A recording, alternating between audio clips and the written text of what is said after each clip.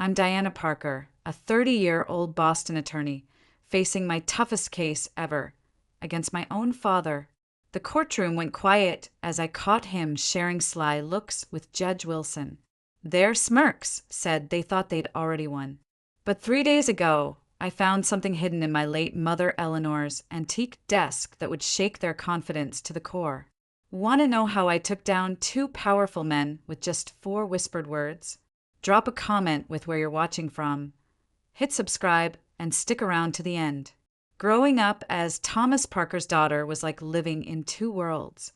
To everyone else, my father was a big-shot defense attorney handling major clients across Massachusetts. His name was in legal journals, and his firm took up 3 floors of a shiny Boston skyscraper. But at home, behind our Cambridge house's heavy oak doors, he controlled every detail of our lives. My mother, Eleanor, was his opposite. He was loud and demanding. She was calm but firm. She could stand her ground without raising her voice. At countless dinners, while he ranted about cases or picked on my grades, she'd catch my eye across the table, her quiet support keeping me steady. "Your father wants what's best," she'd say later, just in his own way. Even as a kid, I could see her smile was forced. When I turned 16, their marriage started falling apart. Arguments got louder, spilling out from behind closed doors. Father stayed late at the office. Mother volunteered at the library to avoid home. The air felt heavy with tension whenever they were in the same room. In my junior year of high school, I stumbled on why they were drifting apart. I stopped by Father's office after school to grab concert tickets he'd promised. His secretary wasn't there, so I knocked on his door. No answer, so I cracked it open, thinking he was on a call. Instead, I saw him with Jennifer, his 26-year-old legal assistant. They jumped apart when the door creaked, but I'd seen enough to know what was going on. Father fixed his tie, while Jennifer scrambled to pick up papers. "Diana, you should have waited outside," he snapped, more irritated than ashamed. "We're just going over case files." I didn't say a word, just turned and left. That night, I told Mother what I'd seen. She nodded, like she'd already guessed. "I'm sorry you had to see that, sweetheart," she said, pulling me into a tight hug. 2 weeks later, she filed for divorce. That's when I saw how ruthless my father could be. He took the divorce personally, like Mother had insulted his authority. He fought her on everything. Assets, custody, you name it. Even though I was almost 17, he pulled out papers claiming he'd paid for everything in our lives, saying Mother contributed nothing. He called her emotionally unstable and bad with money. Worse, he used his legal connections to rig the game. Judges he'd golfed with handled key hearings. Mother's evidence kept getting misfiled. Her first lawyer quit after getting a cushy job offer from a firm tied to Father. When the divorce was final, Mother got almost nothing after 20 years of marriage. Her small settlement barely covered a down payment on a modest 2-bedroom house in a rougher neighborhood.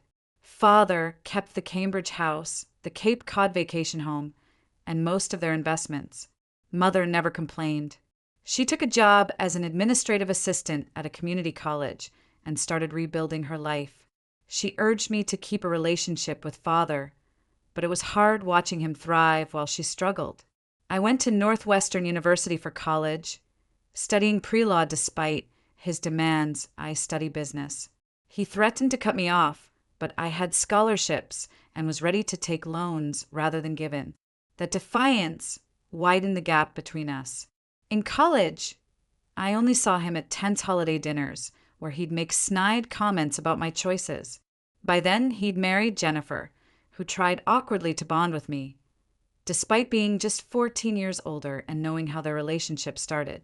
Meanwhile, my bond with Mother grew stronger. She never badmouthed Father or used me against him. She focused on her own life and supported my independence. We talked weekly, and I spent summers with her, not him. 3 years ago, while I was building my career at a small public interest law firm in Chicago, Mother called with crushing news.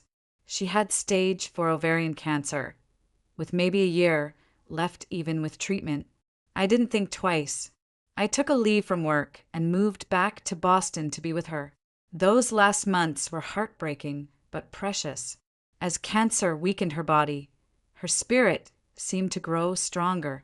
We talked about life, forgiveness, and finding peace. She never once showed bitterness about her struggles or how Father treated her.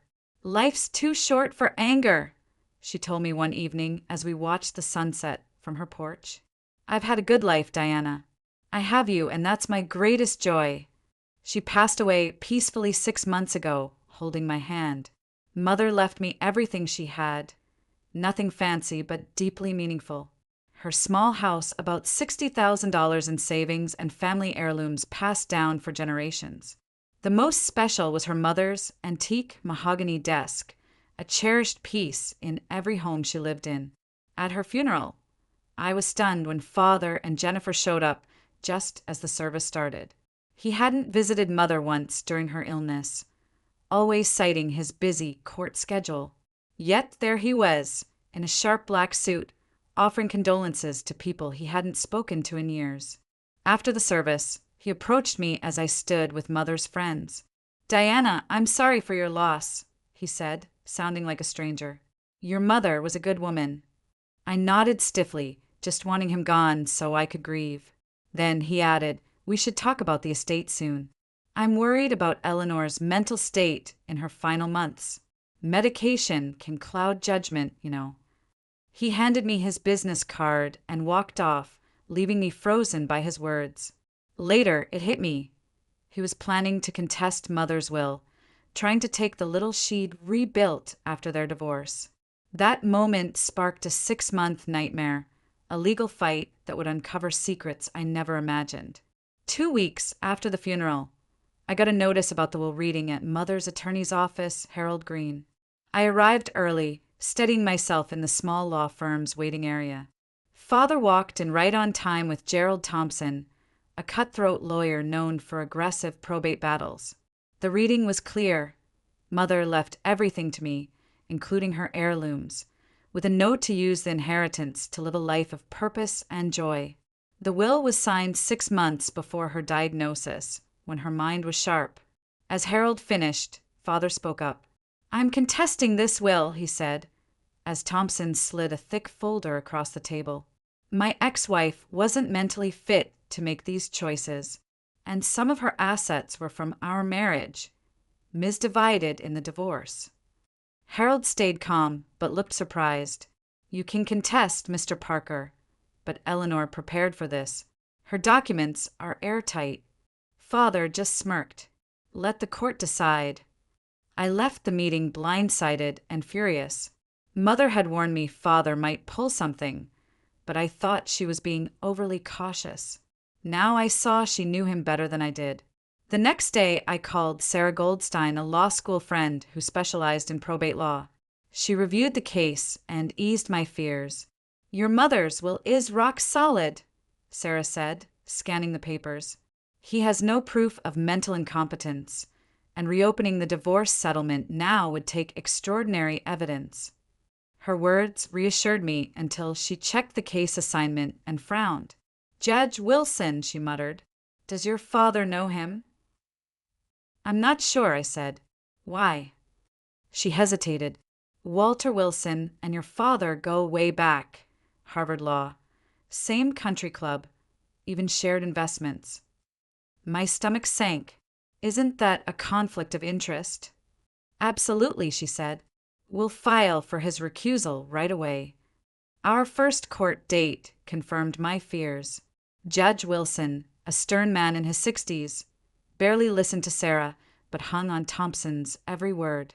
When Sarah presented our evidence, Wilson interrupted with petty questions. When Thompson made baseless claims for Father, Wilson nodded approvingly. Sarah was fuming as we left. "This is worse than I thought. Wilson's not even hiding his bias." We filed a motion to have Wilson step down due to his ties with Father. The emergency hearing was set fast, which gave me hope, until I learned Wilson was presiding over it. He brushed off our motion with a scowl. "Yes, I've known Thomas Parker for 30 years, but I'm fully capable of being fair." Motion denied. The weeks that followed felt unreal. Details from our private court discussions somehow reached Father's team before we got back to the office. Witnesses ready to confirm Mother's clear mind suddenly backed out. Wilson greenlit every move Thompson made, but shot down ours with flimsy excuses. Sarah's frustration grew with every setback. After a terrible hearing where Wilson let Father's team use clearly invalid evidence, Sarah sat me down. "Diana, I hate to say it, but we're up against a rigged system," she said. "Wilson won't rule for us, and your father will outspend us. We might need to settle to save some of your inheritance." "No," I said firmly. "This isn't about money. It's about honoring Mother. She lost to him once because of his connections. I won't let that happen again." Sarah nodded, respect in her eyes. "Then we keep fighting.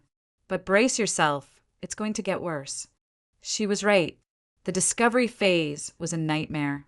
Father's team demanded endless documents about Mother's life, financial records from 20 years back, every doctor's note she ever had, even personal letters with no relevance.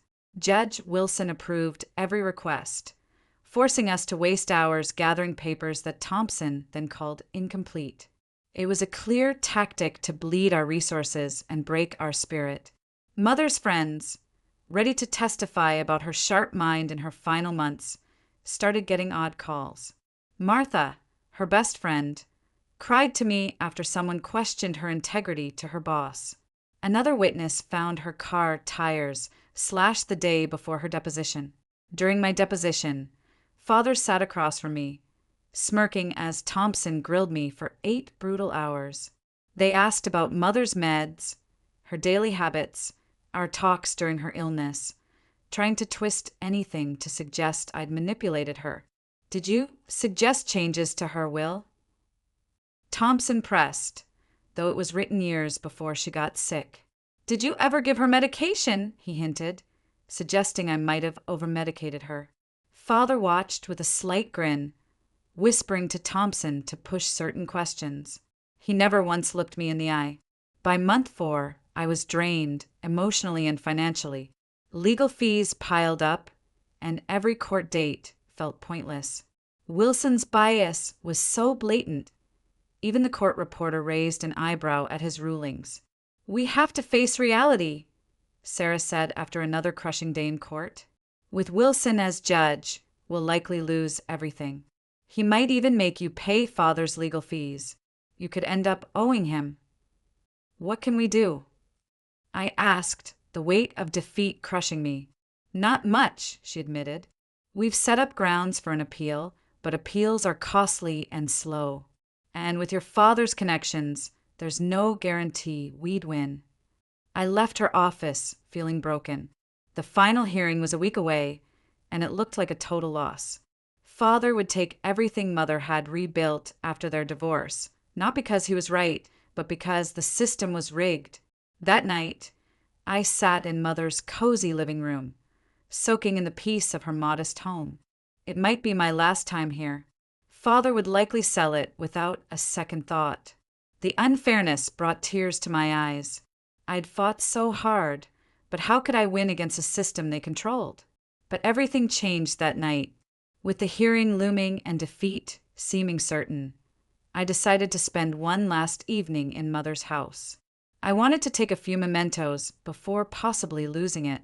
Sarah had warned me not to take anything big during the case, but surely no one would mind photos or small keepsakes. I wandered through the house, touching furniture Mother had chosen with care, breathing in the faint lavender scent from her sachets in the linen closet. In her bedroom, I packed her jewelry box full of sentimental trinkets, a scarf she'd knitted during chemo, and some books from her nightstand. I stopped at the antique mahogany desk in her home office. That desk, handed down from my grandmother, had been a constant in my childhood. Mother always polished it weekly and locked its drawers with a special key. I'd already gone through it for the case, finding only routine papers and office supplies. As I wiped down the desk, my cloth snagged on something underneath. Curious, I knelt and looked closer. Hidden there, barely noticeable, was a small wooden knob. I pulled it, and a panel slid open, revealing a secret compartment I'd never seen before. Inside was a faded manila envelope, sealed with red string. My hand shook as I opened it. Inside were official-looking documents with government seals, black and white photos, and a small leather journal. The documents were military records from the late 1980s, listing my mother, Eleanor Marie Kessler, her maiden name, as a naval intelligence communications specialist with high security clearance. Mother never mentioned military service, always saying she'd done admin work before meeting father. The photos showed a younger mother in a naval uniform, standing with serious-looking people outside a government building. Then I froze. Two of the men beside her were younger versions of my father and Judge Wilson. The journal hit me like a thunderbolt. In neat handwriting from June 1987 to March 1989, Mother detailed her work in naval intelligence. She was part of a specialized team handling classified communications. Her entries avoided specifics, but showed growing unease. An October 1988 note stopped me cold. T&W expanded surveillance beyond approved targets. When I questioned it, T said, "National security trumps rules." I'm uneasy, but can't push back without risking my job, or worse. T&W, Thomas and Walter, my father and Judge Wilson. My pulse raced as I read on, uncovering a secret Mother hid her whole life. She met father during their service, both he and Wilson legal advisors for intelligence operations. Something called Operation Kingfisher kept coming up, each mention heavier with worry. Her last entries explained why she left. March 15th, 1989. I can't stay in what Kingfisher has become. It started with purpose, but T&W cross lines I won't accept. I've kept copies of key communications as protection if they come after me. The code, Autumn Sentinel, proves my role and knowledge. I hope I never need it. I sat on the floor, papers scattered around me, reeling from the truth. My quiet mother, the admin assistant, was once a naval intelligence specialist. She worked with father and Judge Wilson long before I was born. Something in Kingfisher troubled her enough to keep evidence as a shield. It explained why she didn't fight harder in the divorce. She had this power but chose not to use it. Why? What happened in Kingfisher? The journal named Barbara Linden, a trusted colleague. A quick online search found a Barbara Linden, about the right age in a Boston suburb. I dialed her number, and a wary voice answered. When I said Mother's name, there was a long pause. "Eleanor's gone," I said. "I'm her daughter, Diana." "I know," Barbara said softly. "She talked about you often. I'm so sorry." We agreed to meet the next day at a small coffee shop. Barbara got there first, a sharp-eyed woman in her 60s, picking a corner table with her back to the wall. She looked nervous. "Your call surprised me," she said as we sipped coffee. Eleanor and I stayed in touch, but we rarely spoke about the past. "I found her journal," I said bluntly, "and documents about naval intelligence, Operation Kingfisher, my father and Judge Wilson." Her coffee cup froze midair. She set it down, her face tight. "What did you find?" I told her about the hidden compartment and the envelope's contents. She tensed with every word. "Why are you asking me?" she said finally. "I need the truth. Father's contesting Mother's will, and Judge Wilson's the judge. They're colluding, and I'm about to lose everything she left me." Barbara glanced around the shop, then leaned in. "Your mother left that life on purpose.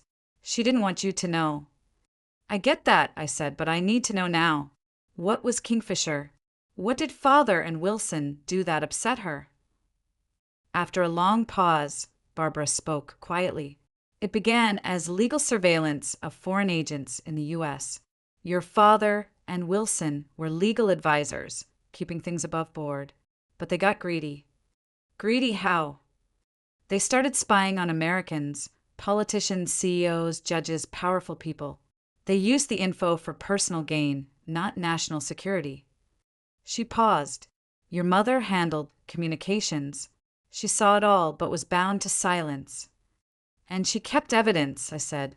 Barbara nodded darkly. For protection. When she wanted out, they threatened to charge her with treason. She let them know she had proof that could ruin them. It was a standoff. What exactly did they do wrong? Her face grew grim. An incident, surveillance that went too far. A civilian died under shady circumstances. Officially, it was unrelated, but your mother knew better. Their actions caused that death, and they hid it. She grabbed her purse. I've said too much. These men are dangerous when cornered, Diana. Be careful. Before leaving, Barbara scribbled a name and address on a napkin. Commander Phillips retired. He ran things before they forced him out. He knows more than me, but he's hard to track down and trusts no one. Finding Phillips was tough. The address led to an old apartment building he'd left years ago. After days of digging through veterans groups, I found him living under a slightly different name in rural Vermont. With the final hearing days away, I drove 3 hours north, winding through narrow roads to a small cabin nestled in thick pine woods. A gruff, military-looking man answered my knock, his face cold. "Commander Phillips?" I asked. "Haven't heard that name in years," he said warily. "Who are you?" "Diana Parker, Eleanor Kessler's daughter." His eyes flickered with recognition. "Eleanor passed 6 months ago," I added. He hesitated, then stepped aside. "Come in." Philip's cabin was bare but neat like him. Military history books and manuals lined one wall. Maps covered another. He pointed to a wooden chair, but stayed standing, sizing me up with sharp eyes. "Why are you here?" he asked bluntly. "I found Mother's documents about her naval intelligence work," I said, "about Operation Kingfisher and my father, Thomas Parker, and Judge Walter Wilson's roles." His face stayed blank, but his posture tensed. "Don't know what you mean." "I think you do," I said, pulling out the photos from my bag. I set them on the table. "Mother's here." "So are you with my father and Judge Wilson." He glanced at the photos, unmoved. "Lots of people served together. Means nothing." I opened the journal to its last entry. "She named you, said you were pushed out for questioning their actions." A flash of old anger crossed his eyes, quickly hidden. "Your mother was good," he said slowly. "One of the few with real honor. If she kept those records, she had reasons." He studied me. "What do you want?" "The truth. Father's using his ties with Judge Wilson to take my inheritance. I need to know what happened in Kingfisher that gave Mother leverage." Philip stayed quiet, thinking. I broke the silence. "Does Autumn Sentinel mean anything to you?" His head snapped up, eyes sharp. "Where'd you hear that?" "Mother's journal. She said it's a verification code proving her role and knowledge." Phillips stood quickly, grabbed a whiskey bottle and 2 glasses from a cabinet, and poured hefty shots. He slid one to me and took a long gulp of his own. "Kingfisher started in 1987, he said, voice low like someone might hear. "It was about tracking foreign agents hiding as diplomats. Legal counterintelligence with proper oversight." He sipped again. "Your father and Wilson were legal advisors, making sure we followed rules. Smart, driven guys with clearances and connections. Your mother managed encrypted communications, logging, and sharing intelligence." He stared at his glass. 6 months in, they expanded targets without approval. Not foreign agents, American judges, politicians, business bigwigs. "Why?" I asked. "Power," he said. "Not blackmail, they'd say, but using dirt to gain favors, jobs, investments. Building influence." "How'd they pull it off?" "Carefully. They controlled legal oversight and fudged reports. I noticed budget discrepancies and asked questions. They reassigned me in weeks. Your mother stayed, they needed her skills." He poured more whiskey. By 1989, they had a whole system. Then came the real line crosser. His voice dropped. "A journalist got too close to Kingfisher. They ordered surveillance on him. An American, no warrants. A break-in to steal his notes went wrong. He caught them, and he died, fell downstairs, called an accident.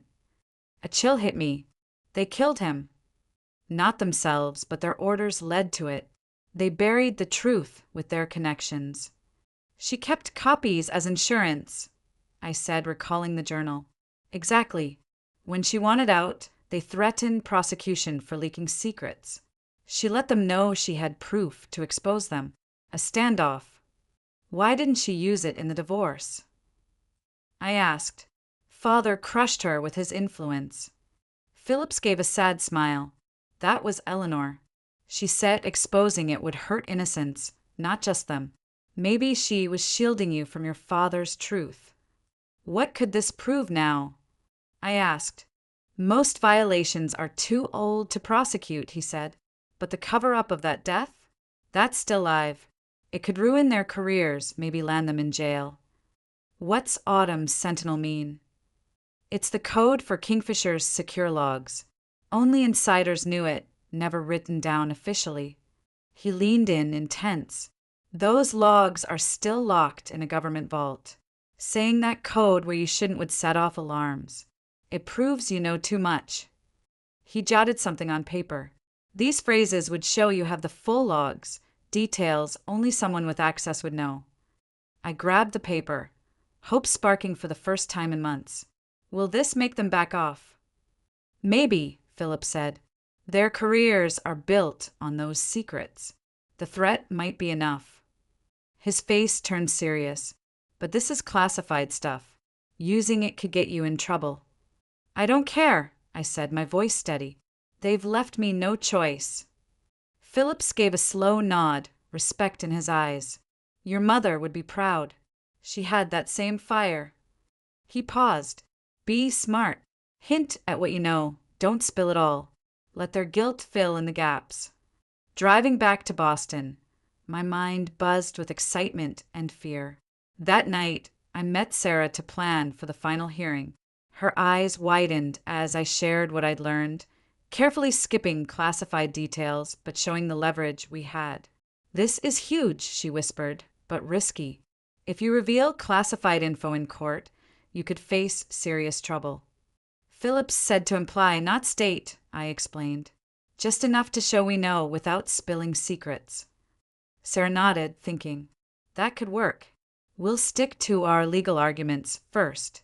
If Wilson's bias sinks us, you drop the hint as a last move. We spent hours prepping both plans, but Sarah stayed worried. Are you sure? Once you do this, there's no going back. I'm sure, I said. Mother shielded them for years, even after they hurt her. I won't do that.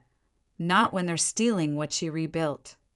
That night, alone in Mother's living room, I looked at her simple belongings. Had she been right to hide those secrets? Did her silence protect me, or just them? I'd never know her reasons. But tomorrow I'd make my own choice. The courtroom would change everything. The final hearing morning was crisp and cold.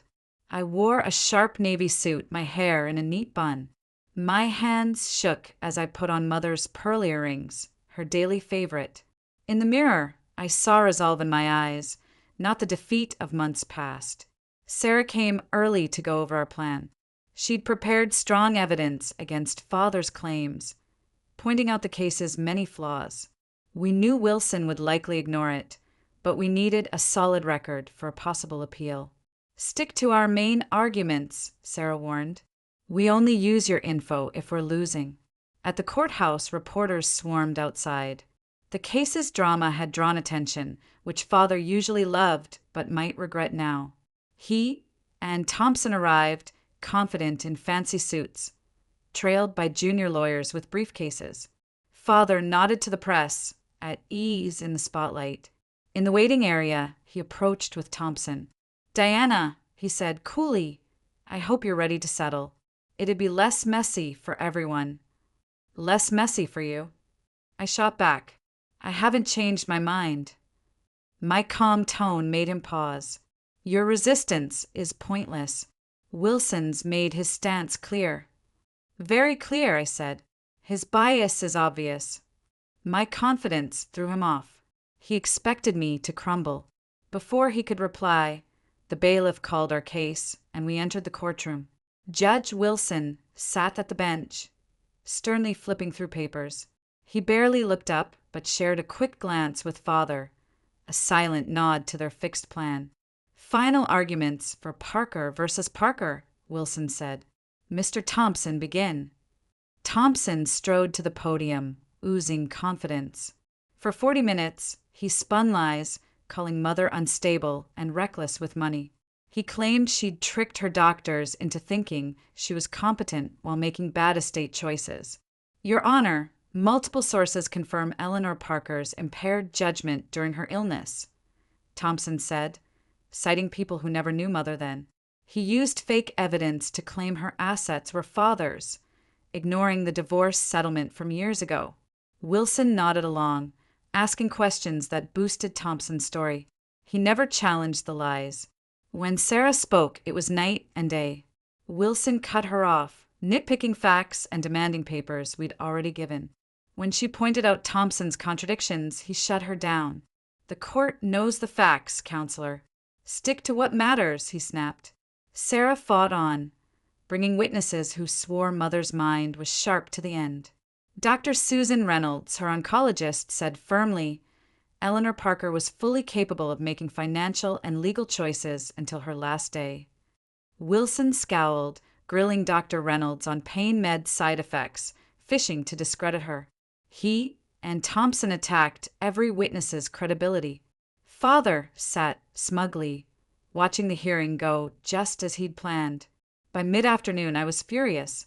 Sarah's case was strong enough for any fair judge, but Wilson was set to rule against us. After our last witness, he checked his watch, impatient. I've heard enough to decide this case, he said. Sarah jumped up. Your Honor, my client wants to testify about her mother's state of mind. Wilson waved her off. No need. The witnesses provided enough. But, Your Honor, Sarah pressed, as her primary caregiver, Miss Parker has direct knowledge. Counselor, Wilson barked. I've humored your weak arguments. Miss Parker's testimony would be biased and useless. Anger surged through me. Wilson continued. Miss Parker's financial stake makes her testimony unreliable. She's too emotional to be credible about her mother's mental state. Thompson nodded, smirking with Father. Wilson shuffled his papers, ready to rule. The evidence suggests Eleanor Parker's will is invalid, given her medical condition and pain medication's impact on her decisions. Sarah stood to object, but Wilson's glare silenced her. You're weak, Miss Parker, and your testimony is worthless, he said, staring at me. This court won't be swayed by emotions when facts show your mother's judgment was impaired. Something broke inside me. After months of this sham, watching Mother's memory be smeared by men who once threatened her, I couldn't stay quiet. I stood, heart racing, but my resolve solid. Your Honor, I said firmly, I need to address the court. Wilson's irritation was clear. Miss Parker, your testimony isn't needed. I insist, I said, stepping toward the witness stand. The bailiff moved forward, unsure, glancing at Wilson, but my calm stopped him. Wilson's face reddened. This is improper. Sit down, or I'll hold you in contempt. I reached the witness stand's microphone. The courtroom fell silent, all eyes on me. I leaned in, my voice clear and steady, echoing through the room. Autumn Sentinel, Operation Kingfisher. The impact was instant. Wilson's face went pale, his gavel slipping from his hand, clattering on the bench.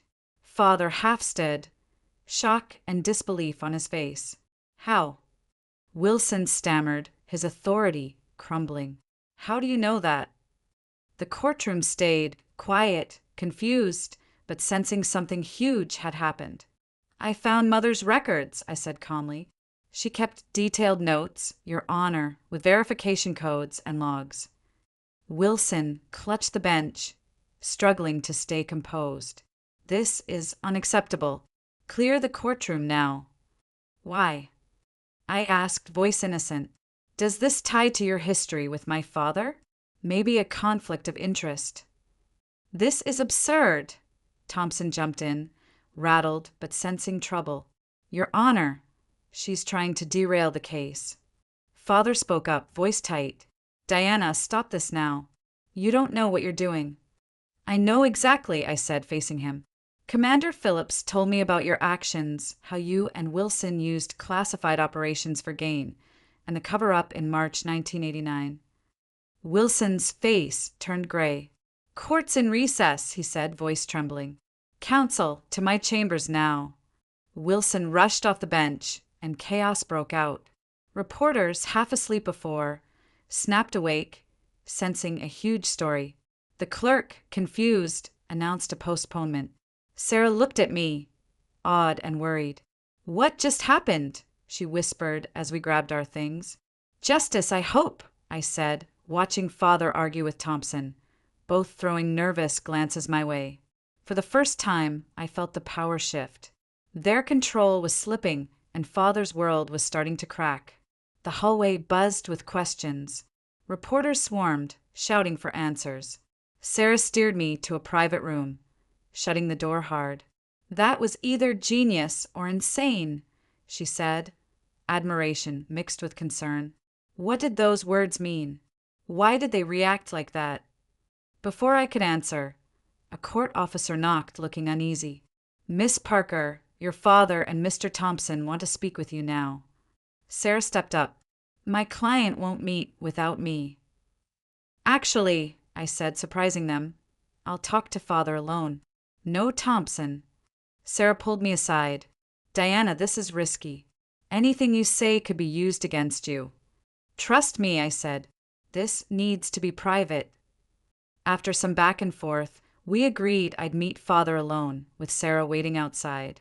10 minutes later, he walked in, closing the door carefully. The confident man who'd ruled the courtroom was gone. He looked older, his face lined with strain. What have you done? He asked, voice low but tense. I found Mother's safeguard, I said simply. The one she kept against you and Wilson. He stared out the window, then turned back. You're playing with things you don't understand. This is national security. No, I said sharply. It was national security, but you and Wilson twisted it for your own gain. That's different. Who else knows? He demanded. What do you have? Enough, I said, holding his gaze. I know about the illegal surveillance, the journalist's death cover-up, and how you and Wilson built your careers on those secrets. Father paled at the journalist's mention. Those are reckless claims. It was the Cold War. We made tough calls for the greater good. Did the greater good include ruining Mother in the divorce? I asked, taking everything because she left you? Twisting the legal system you swore to honor? Father went quiet, no quick answer ready. Then his tone softened. What do you want, Diana? Money? A deal? Name it and we can end this now. I want what Mother wanted, I said. Justice. Respect for her wishes. Drop your claims on her estate. Admit her will is valid, and apologize for calling her incompetent. He gave a sharp, bitter laugh. And if I don't, you'll leak classified info, risk prosecution, and ruin your career with mine. If I have to, I said firmly. Mother shielded you for years, despite the cost. I won't do the same. My determination hit him hard. His confident mask slipped, showing fear. You don't get it, he said, voice low. Back then, the pressure, the chances, it started small. Information to climb the ladder, boost careers.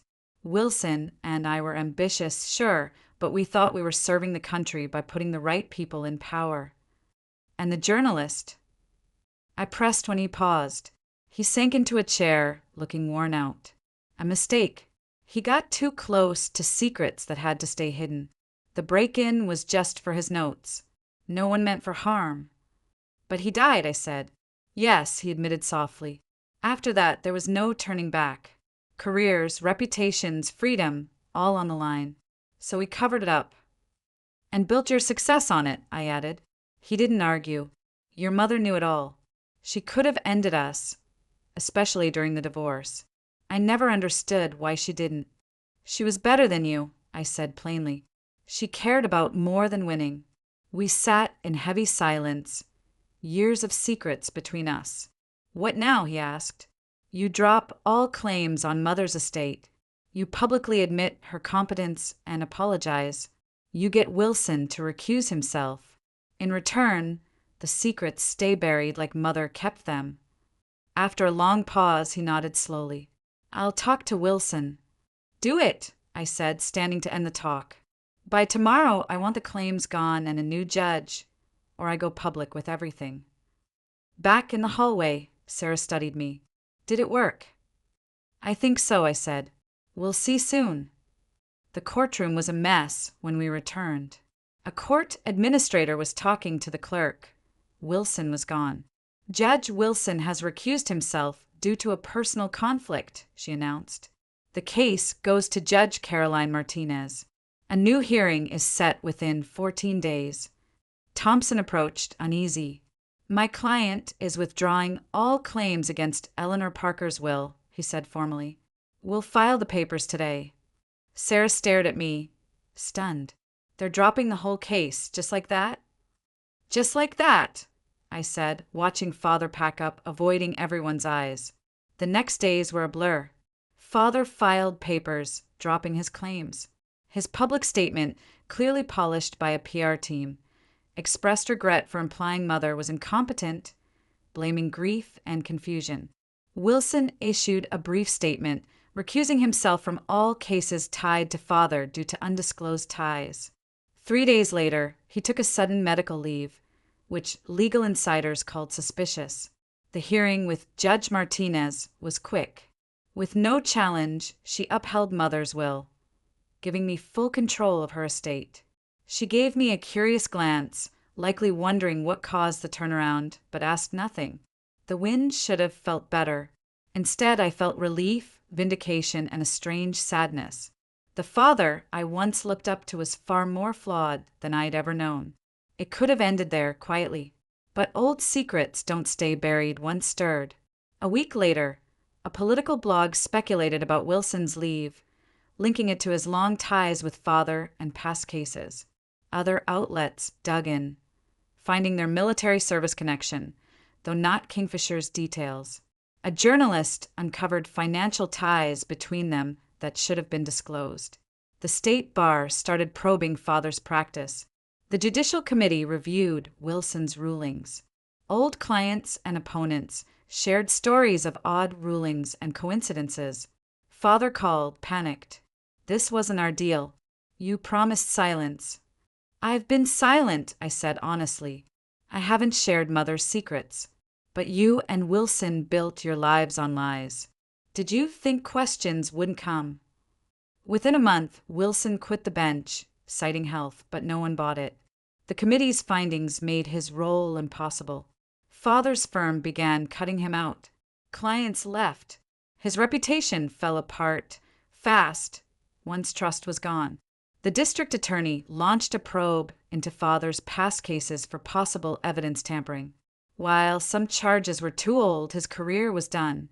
Jennifer filed for divorce 6 weeks after the story broke, using their prenup to secure her finances, while his were tangled in legal fights. I kept quiet about Kingfisher and Mother's full findings. Some secrets, I realized, should stay buried, not to shield the guilty, but to avoid harming others in the fallout. Mother was right. Using the secrets as leverage, not exposure, was the smarter move. Justice reached both men without me spilling classified details that could have caused bigger problems. As winter faded into spring, I watched my father's world collapse. Once powerful and untouchable, he now seemed small, battling legal fights with few allies left. His downfall brought me no joy, only a sense that justice, long overdue, had arrived. Mother wouldn't have wanted revenge, but she'd have valued accountability. The system Father twisted for years turned on him, not from exposing secret operations, but because one loose thread of corruption unraveled everything. Justice, it turned out, remembered longer than anyone thought. 6 months after the courtroom showdown, I sat on Mother's porch, watching the sunset glow pink and gold. Her house, nearly stolen from me, was now my home, filled with her memories and my new start. Wilson's resignation shook the legal world. The Judicial Committee found bias in dozens of his cases. Disbarment loomed, his reputation in ruins. Father's firm was gone. His partners dissolved it to escape the scandal. Now he worked alone in a tiny office, taking small cases for clients who couldn't afford better. The great Thomas Parker, once a legal star, was reduced to defending the indigent. Our relationship stayed tense. We had short, stiff talks avoiding the past. I couldn't forgive his cruelty to Mother or his attempt to take her legacy. But his ruin didn't satisfy me either. He was still my father, flawed as he was. I found purpose after the fight. With part of my inheritance, I started the Eleanor Parker Justice Initiative, a small foundation helping people battle judicial corruption. It felt right, honoring Mother while turning pain into something good. I also reconnected with Mother's military friends, and it opened a whole new chapter in understanding her. These were people from a time in her life I never knew existed. They shared tales of her as a young woman, full of determination and quiet resolve. It was like piecing together a puzzle I didn't even know was missing parts. Barbara Linden became a regular visitor at Mother's house, which was now mine. She'd come over with boxes of old letters and faded photographs, her eyes lighting up as she recounted memories. "Your mother was always the steady one in our group," Barbara would say, her voice warm with nostalgia. Even in the chaos of those operations, she kept her cool. One evening, as the sun dipped low and cast a golden glow through the windows, we sat on the living room floor surrounded by those old photos. Pictures of Mother in her naval uniform, looking so young and serious, staring back at me. It was surreal to see her like that before marriage, before me. "She hid that life from you," Barbara said one night, pointing to a photo of Mother standing tall among her colleagues. We were sipping tea, the steam rising like whispers from the past. She thought some truths were too heavy to share. Eleanor believed in protecting the ones she loved from unnecessary burdens. I nodded, turning the photo in my hands, feeling the weight of those unspoken years. Was she right to keep those secrets? I asked, my voice soft but insistent. It was a question that had gnawed at me since finding the hidden compartment in her desk. Part of me wondered if knowing earlier would have changed things, maybe even prevented some of the pain. Barbara paused, her fingers tracing the edge of her cup. She looked thoughtful, as if weighing her words carefully. "She protected many, not just your father and Wilson," she finally said. "There were others involved in those operations, decent people who made mistakes or followed questionable orders under pressure. Exposing it all would have hurt them too, ruined lives that didn't deserve it." Then she smiled, a gentle curve that reached her eyes. "But she'd be proud of you, Diana. Using the truth as leverage, not a weapon. That's exactly her style. Smart, measured, and kind." Her words washed over me like a soothing balm, easing the doubts that had lingered in my mind. For so long, I'd questioned Mother's silence, wondering if it was weakness or something else. Now I saw it as strength, a deliberate choice to shield others. I had kept Mother's discretion intact, not spilling the full details of Operation Kingfisher to the world. Instead, I'd used just enough to win our case, to protect what was rightfully mine. The investigations that followed into Father and Wilson's careers stemmed from their more recent misdeeds. The biases, the undisclosed connections, the manipulated rulings. Not from those old classified files buried in history. It felt right, like I'd honored her legacy without betraying her principles. Those investigations grew on their own, fed by the whispers and suspicions that had built up over years. Journalists dug deeper. Former colleagues came forward, and the legal community started cleaning house. I didn't have to be the one to light the match. I just opened the door a crack, and the truth seeped out. My personal life shifted in ways I hadn't anticipated, blooming like flowers after a long winter. Free from the suffocating shadow of the court battle and father's overbearing presence, I found space to breathe, to grow. Relationships that had been on hold suddenly felt possible again.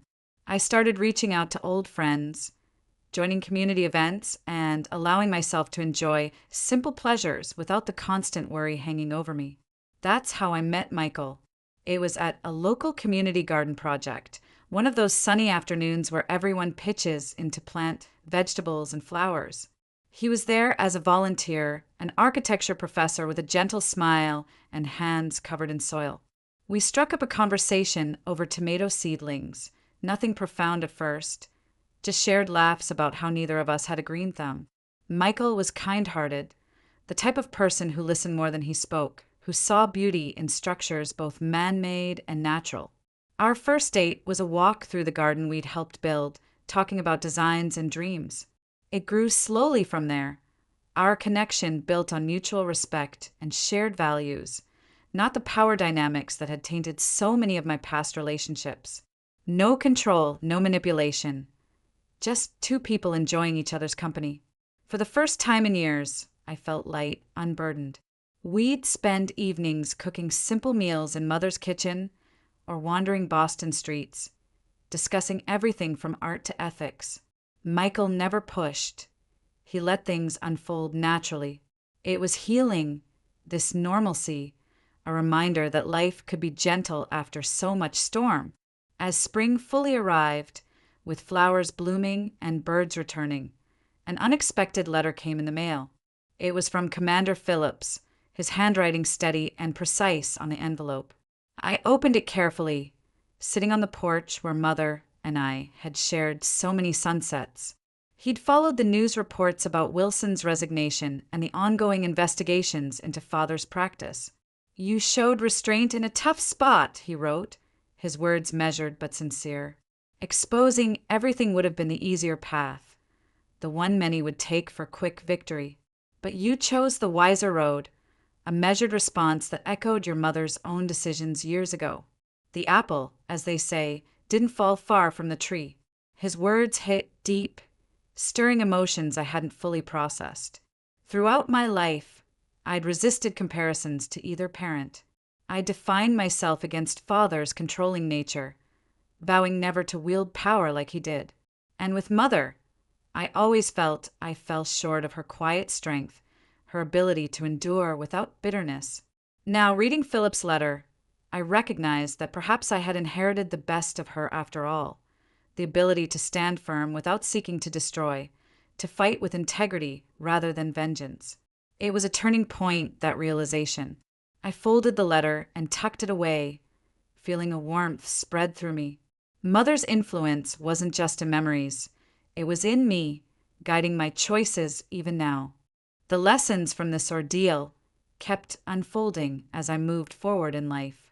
I learned that secrets could shield as well as harm, depending on how they were held. Sometimes keeping them protected innocence. Other times, revealing them brought necessary change. Justice, I discovered, didn't always roar in like a lion. It sometimes flowed through quiet channels, building momentum over time until it couldn't be ignored. Standing up to power took more than just courage. It required wisdom in how that courage was applied. A reckless swing could cause collateral damage, hurting those who didn't deserve it. But a precise, thoughtful approach could topple giants without unnecessary destruction. Most importantly, I discovered that healing didn't require a complete resolution of the past. Not every wrong could be righted, not every relationship mended, but peace was possible anyway.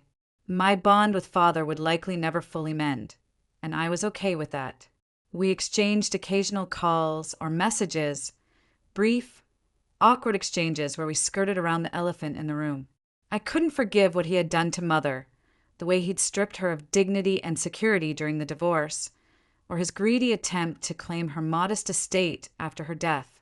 Those wounds ran deep. Yet, watching his downfall from afar, I found no satisfaction in it. He was still my father, flawed and human, diminished by his own choices. The legal system that had failed Mother so spectacularly during her divorce remained imperfect, even after Wilson's exposure and the ripples it caused. Corruption didn't vanish overnight, biases lingered, connections still influenced outcomes. But progress was happening, investigations led to reforms, oversight tightened, and voices that had been silenced began to speak up. Some scars from the past would always remain, reminders of battles fought and lessons learned. They didn't define me, but they shaped me. Yet, amid all this, I found a profound peace. It came from knowing I had honored Mother's memory in the truest way, not just by preserving her modest legacy of the house, the savings, and the heirlooms, but by embodying the integrity she had demonstrated throughout her life.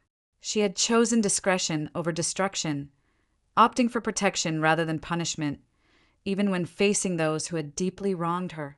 In my own way, navigating different circumstances and challenges, I had made similar choices. I hadn't sought total annihilation. I'd aimed for justice with mercy. That peace settled in like an old friend, quiet but constant. It allowed me to look forward without the weight of unresolved anger. The future held possibilities I hadn't imagined before. Growing the Justice Initiative, deepening my relationship with Michael, perhaps even writing about my experiences to help others facing similar fights. As the sun sank below the horizon on that spring evening, painting long shadows across Mother's carefully tended yard, the one she'd nurtured with such love and patience, I felt her closer than ever since she passed. Not as a ghost or some supernatural whisper, but as a living force within me, her values and bravery shining through my every choice and action. The path through grief, betrayal, and the pursuit of justice had reshaped me in ways I'm still understanding, layer by layer. But sitting there in the fading light, the world softening around the edges, I found something unexpected so soon after such intense conflict. A deep sense of peace with the past and an open hope for whatever the future might hold. Mother's quiet courage had carried me through the darkest moments when I needed it most. Now, it was my turn to carry that courage forward, to seek and create justice in a flawed world, one brave step at a time. Have you ever had to face powerful people who hurt you or someone you love? Did you find the strength to stand up and speak your truth? Share your story in the comments below. I'd love to hear it. If my journey touched you in some way, please hit like, subscribe, and share with others who might need this reminder. Justice often comes not from yelling the loudest, but from knowing exactly when and how to speak your truth. Thanks for hearing my story, and may you find the courage to tackle your own battles with integrity and grace.